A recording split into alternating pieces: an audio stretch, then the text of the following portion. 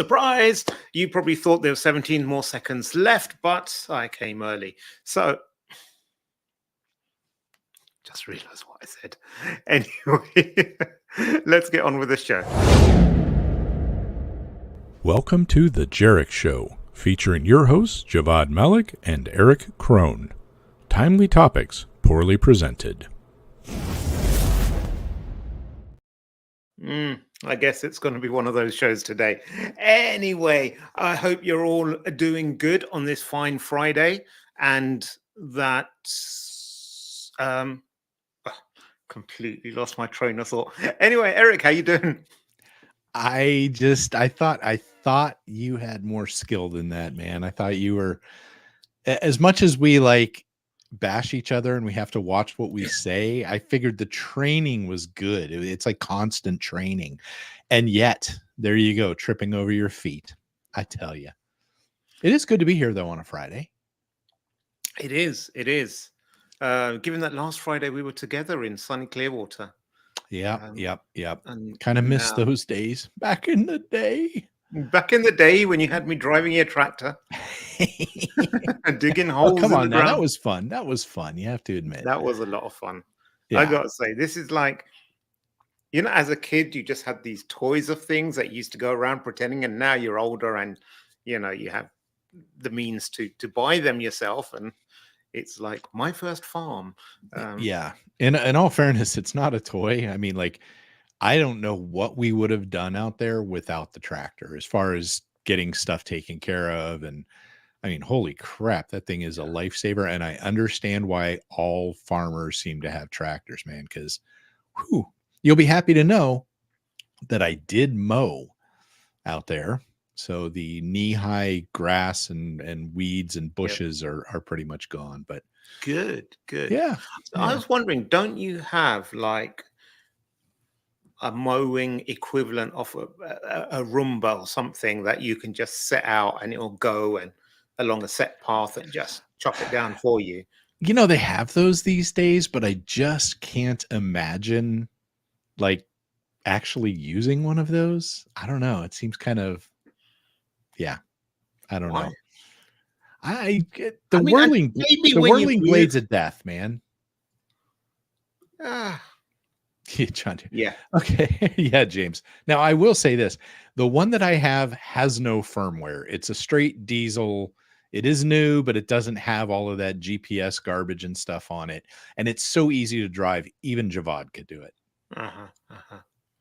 Oh God. What's that? Did you see that? Oh. A lawn mower. Why do we let him comment anymore? Should we just block him? Can we just perma-block him? That would be a good thing. A lawn mower. Yeah. That's terrible. Are you also trying to indicate that you've trimmed your beard as well? No, it's kind of weird. Like every once in a while I'll look and it's all like stuffed to one side or something. And I don't know what the heck's going on with it. It's Oh dear. No one wants to hear about middle-aged man talking about his beard problems. So AI set to play key role in future phishing attacks. This is a staggering increase in QR code phishing. You mean quishing? Where do you stand on that word? I hate it. It's quishing. It's just, that's a wrong word, man. We got to get more creative because we have, of course, it all started with phishing with a PH, and then we have vishing, which is the voice stuff, and then we have smishing, which is SMS fish. I mean, come on, let's be more creative than quishing. Ew. I don't think I like that one, man. QR code phishing. I'm with that. It's QR code phishing. I think we don't need to introduce more terms for the sake of it, especially when they sound like that. It's so the reason I kind of picked this is there's so much hype around AI these days that I think it's interesting. It's so much of this difference of this AI stuff. Like if you scroll down, AI and deep fakes and whatnot, we're seeing this all the time with the deep fake stuff and this deep fake here and there. And yet most of the time it's not really something that we can point our finger at it actually being a deep fake. There have been a couple of instances, but it's always kind of like expanded upon. Like, do you remember that the one of the stories that they had where the guy got on the Zoom call and everybody was a deep fake but him, and he wired out $250 million, right? We've heard that one. But the Yeah. backstory to that is it was actually a scripted Zoom. So essentially, this person got on and didn't converse with anyone else. All right. It was all scripted. Yeah, it may have been deep fake made, but it was all scripted. And what they did is very quickly, they abruptly ended the meeting and followed up with an email that said, "Hey, you probably heard on the meeting, we need to buy this thing or do whatever. And please wire out the 250 million." And that's what happened. So it's not like it was real time discussions with people. This is a person that was in the background of the meeting. It was used to make it seem plausible and then followed up with email, which I thought was rather interesting. But it's Yeah. not like they put it out there a lot in the media, you know? Yeah. Yeah. I also like this part about the initial Yeah. attack comes in on email, and then like Microsoft Teams and Slack account for 50% off second steps. So again, this is something people need to be aware of. It's not just the single stage attacks are still there, but multi-channel, multi-stage attacks are definitely on the increase. And the more different tools we use, the more difficult it becomes to protect against it. And hello, Randy. Nice to see you. Yeah. All right, Randy.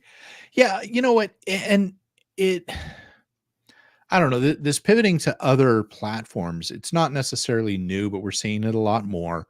And I think a lot of the reason is we don't always monitor those other platforms very well, and end-to-end encryption could cause problems with it. Like popping over to WhatsApp, and a lot of times they'll use like, I don't know if you had them over there, but we had some commercials here that were like, WhatsApp, it's end-to-end encrypted, and it was all about the security of using WhatsApp.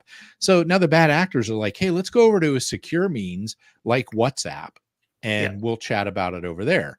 Well, that loses a lot of the monitoring stuff and in some of the more common situations. So they're getting clever, and they'll be like, "Oh yeah, it's more secure because you may have seen the commercial." Like they're playing on that to get people to do that.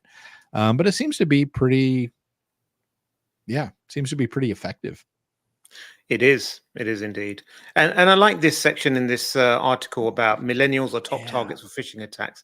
That's not surprising. If you've ever seen a millennial, they're probably like working from home in their pajamas, having like their McDonald's and 2 helpings of dessert, an apple pie, and in between on their phone trying to like answer stuff and what have you. So surprise, they're distracted, Stereotype multitasking. much?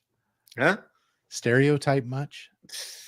As if you haven't stereotyped me enough in the last week when I was there. Never. And that's all I'm going to say on the topic.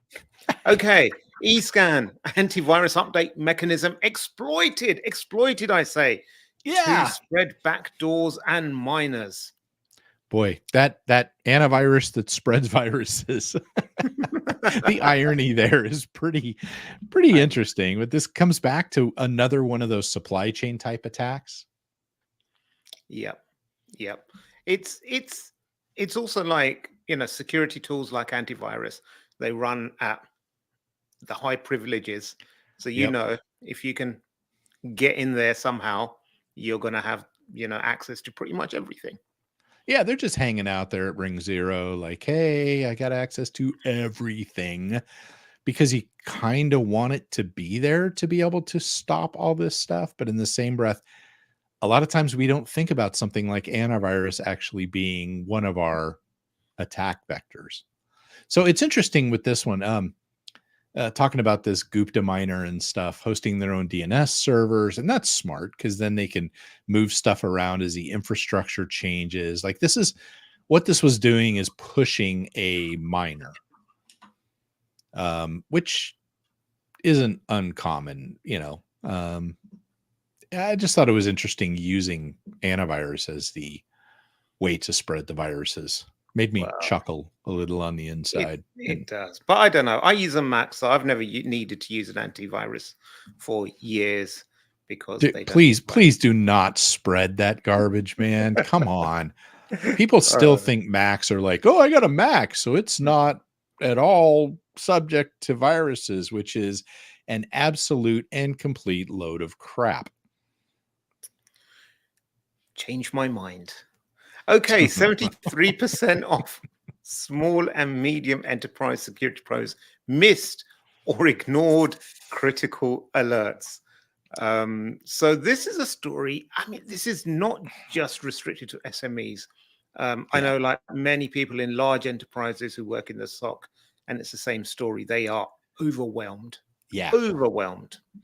Yeah. I've only got 27 panes of glass to look at and, 70 alerts a second rolling in. What's the problem here, folks? And I hate to see this because then it goes back and I mean, look at what happened with Target, right? After the fact, they come back and they're like, oh, well, there was an alert there and we just missed it, which kind of makes you look bad. But the overwhelming amount of crap that flows in sometimes in some of these areas, it's very tough to limit that. Now, you once worked for a SIM or SIEM place. And so I'm sure you are familiar with some of this alert fatigue. It was more than a SIM. It was a way of life. It was a unified security management. Sorry, you can take the person out of the vendor. You can't take the vendor out of the PR person. Yeah. So that was a fun group, though. I remember seeing on at least one occasion margaritas in the booth. Yeah. So that was like they were only allowed to do slushies, but someone was able to smuggle in a bottle of whatever alcohol, and they were like topping them up. Imagine that for everyone. Speaking of topping up alcohol, that's something you may struggle to do if you are in Sweden. As Sweden's liquor shelves run empty this week due to a ransomware attack. They have crossed the line at this point. If you can imagine how angry the Swedes are that they can't get liquor, basically, because what happened is the ransomware attack impacted the distributors and logistics stuff. And that kind of caused a problem now of being able to get some stuff out there. These little side things. Hey, what's up, man? What's happening, brother? Say hello, Tonko Eric. Hello. Okay. You got the mini me there. Oh, how cute. How cute. But it's my show. Yeah. He's about to take it over. Probably a better host anyways. But yeah, this is one of those things where we don't always think about the terrible ramifications of things such as ransomware attacks. But wow, I think this is going to make some of them upset. What do you think? Yeah, most likely. So, it's, I suppose no industry is immune. When we say no industry vertical, no size of company is immune, then, they really aren't. So suddenly you're distracted. You can't. I know. I feel like that guy that was on the BBC once, but he like shoved his kids away, and then his wife jumped in and dragged them out. So I didn't want to be that guy that shoves my kid away just because I'm on a extremely serious podcast. Extremely serious podcast. Yeah. To remind the viewers and listeners out there, our podcast tagline is timely topics poorly presented, and here we go. Yes. Right, James. Yeah, the backup host. Now I don't know if you remember, but back a while ago, I think I replaced you with a horse's backside for an episode, and it was a much better episode than usual. Okay, so and on that note, there is a flaw, and I say a flaw, making air quotes, Yeah. in a Chinese keyboard apps, leaving 750 million users open to snooping. Millions for Xiaomi. Huawei, Samsung Huawei is is okay. no, Huawei hasn't been identified yet. Oh my God. Okay. So I'm going to sound like an old man again here, but why do our keyboards need applications, right? Why do refrigerators need to be on the internet? Yeah, but No, it is. these are the keyboard apps on your phone, I think. It's like the app that when you type a text message. I know you only use voice dictation, but Oh, on your most of the phone. I thought this was like keyboards. no, it says like many Chinese keyboard apps from Oh, major handset manufacturers can leak these. okay. Yeah, Oh you're my right. God. I only do This is voice to ridiculous. text. You show up ill prepared. You don't even read the stories. You don't even understand the stories. This is ridiculous. I read the headline. What else I do don't I know need to see, man? why I do this show with you. You're probably sitting there like, 5 minutes before this goes live. You're like, Don't even go there, man. You rolled in 3 minutes before at least I was today. prepared. Oh, okay. Okay. So the city, Yeah, this is a good one. the city of Leicester, as my American friends would call it, Leicester. Leicester, Oh, because you need all those extra letters in there. you do. I think we took like English is really like British English is a simple language. It's beautiful, but I think they met the French and they saw how they put all these unnecessary letters into a word and then pronounce it completely differently, and they said, just hold my cup of tea. Here's Leicester. Here's Worcestershire. How many more letters can the French put in I surrender? I don't know.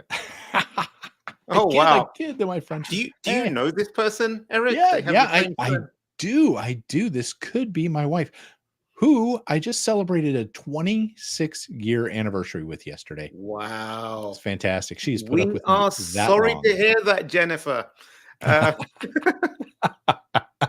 Okay, so Leicester street lights. Let's talk about that here. Yeah. Now, Leicester is one of those places where I think when I mention Leicester, all you Brits kind of put your nose up. You're like, ew, that place, right? It's kind of like that. It's well, okay, not all Brits. It's because I live in London. Anything outside of the M25 is like meh. Especially if it's up north that way. If I have to go up the M1, then it's like meh. So Leicester, Birmingham, Manchester, Bradford. Heaven forbid you ever have to go to Bradford. Liverpool. Anything but London, huh?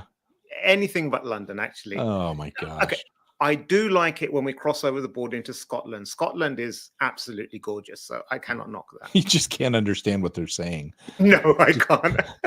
Well, we were in London, and some guy asked directions, and he was clearly Scottish, and I looked at Javvad. I was like, "Do you have any idea what he just said?" And he's like, "I think I do. You sent him somewhere. I don't know where the hell you sent him, but I'm reasonably sure I didn't understand a word he said, but you caught some of it at least, yeah." Yeah.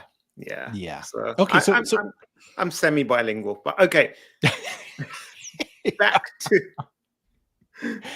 oh, Lord have mercy. Okay, so Leicester had a cyber attack that left the street lights on day and night. What happened here, man? Such a waste. Did you read the story? I did, yes. Okay. A city council spokesperson said, we are aware of a number of streetlights that are staying on during the day. Honestly, what kind of spokesperson is that? I mean, we're spokesperson for people, for a company. And, I can just imagine, say like you work in cybersecurity, your company gets hacked and you say, we're aware that all of our servers now belong to them. So it's just like, and this is media training. Yeah, this is media training, Javvad, where you say words that mean nothing. We're aware of some streetlights that stay on during the day. Next question, right? Yeah. That's how that The, works. the default is that the lights stay on to ensure roads are not left completely unlit and become a safety concern. So I get that. That's like a fail safe, fail open sort of system. So if everything fails, just keep them on so that Yeah. it stays good. But there's apparently it's ransomware. Apparently it's being looked into, and they're working with the Leicestershire police and the NCSE to investigate it. We see ransomware hitting governments all the time, man. Yep. We had it happen locally here, up where our property is, actually was hit by ransomware, took down the permitting office and some stuff like that. It's, man, they really seem to target that stuff. But I don't think they left the lights on. No, they probably didn't leave the lights on. And your head where the lights are on, but nobody's home. Oh, wow. That Womp womp. Anyway, that was something his daughter said that I should say. Eric's daughter said you need to roast him and say womp womp at the end of it. I don't know exactly what it means. I'm hoping it means something like haha. But if it means something really rude in millennial language, then I do apologize. Anyway, oh yes, and Jen has confirmed wamp wamp. Is it wamp wamp or womp womp? I have no idea. Anyway, enough of that. We'll see you again next week, folks. Have a good one. Stay secure.